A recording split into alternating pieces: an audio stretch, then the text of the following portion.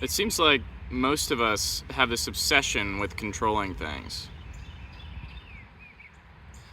Like, if it's an overcast day or not. You know, you'll even be at work and you're like, oh gosh, it's so rainy out today. How am I supposed to enjoy today? Or, oh, well, I didn't get that job that I wanted, so I guess I'll just have to be miserable all the time. Or, well, I just want to make sure nothing goes wrong, so I'll spend all of my spare time trying to make sure everything goes to plan when I finally do have time off. I just think that there is real power in surrender. Surrendering to this idea that things will work out. And I'm sure some people hear that and they're like, all right, well, I'm done with this video. Like, I can't function on that kind of line of thinking. Because it would deny their happiness. Because they think, oh, I would fail. And then I wouldn't be happy because I guess failing and being happy are exclusive to themselves and can't be together. I mean, where did the love for the process go? I mean, that's life. Like, all of life is a process. You could get, there's 100% of things you want, and if you get 95% of those things, you will never have that last 5%. You'll never reach that 100% and be so incredibly happy that you never feel the need to move on to doing something else that brings you happiness. Or what always happens is you hit that 95% and you want the 5%, and then you spend all of your spare time trying to figure out how to get that last 5%, and you ignore the 95% that you already worked so hard to get. When really, if you just surrendered to the idea of, I'm not going to have everything I want at any point in my life, so I might as well be happy now, then you would just be happier on a day-to-day basis. I mean, who wants a perfect life? If you have the perfect life, in our society, the typical way to approach getting a perfect life is getting enough money to do that, to buy these things or to buy things, to buy services, whatever it is, so that you would eventually be, perfectly happy? And then nothing would change and you'd be happy forever. That just doesn't happen, and we all know that. And yet, we're perfectly content to spend our whole lives pursuing that happiness, that version of happiness, rather than being like, I'm in love with the 95% that I have, or I'm in love with the 50% that I have, or 45%, whether it was the majority or the minority. You can choose to be content with whatever you have.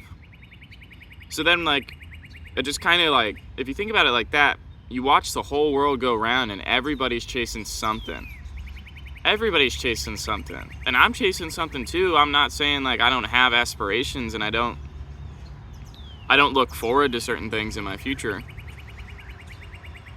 But I'm the most content I've ever been in my life, and it just took sitting in a room and letting my thoughts run through and removing all of these different distractions that all of us have. Mainly the pursuit of money, the pursuit of what money will buy you.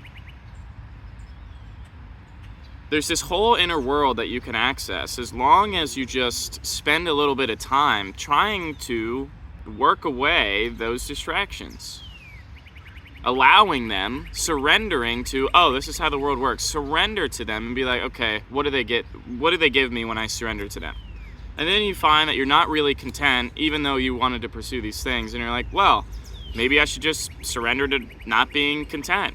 And there's this magical thing that happens where you're like, oh man, I guess I'll be okay with where I am. And then it's just incredibly peaceful.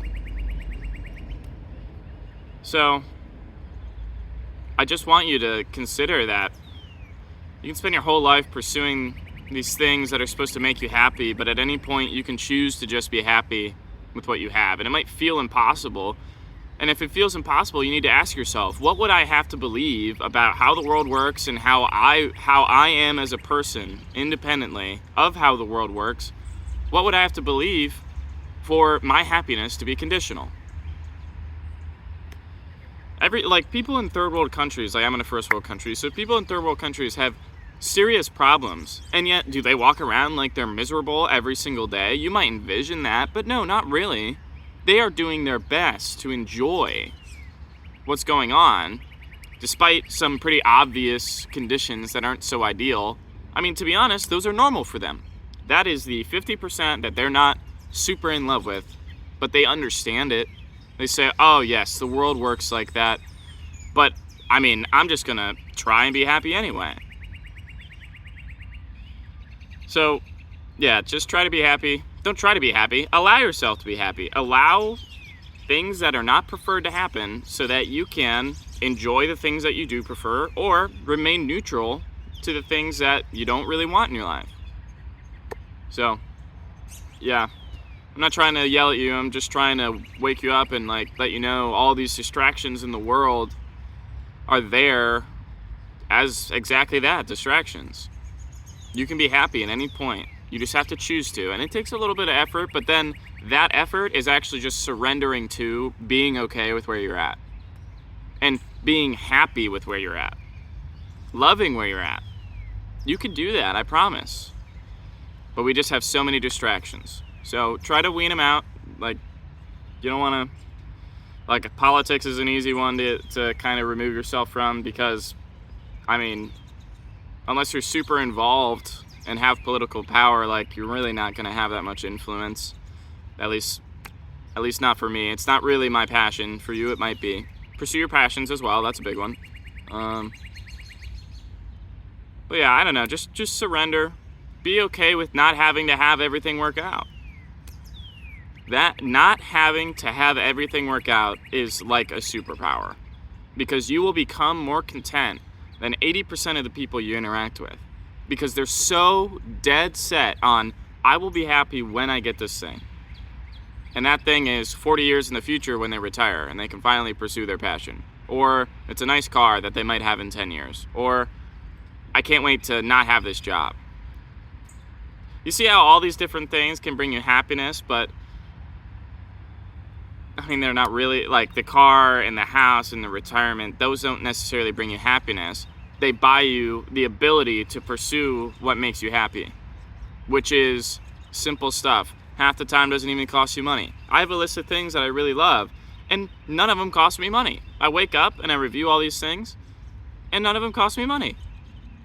And that's just the truth, man. So, surrender to being okay with not having everything you want. That's instant gratification. We don't need that in our life. That if you have instant gratification, you remove the process. The process is the point of life, is to become more of who you actually are, rather than I'm successful by the standards of the world, and that should make me happy, but then I'm not actually happy because I didn't do what I wanted, I did what the world wanted. So yeah, I love you. I appreciate you. I hope you love and appreciate yourself. Take care out there.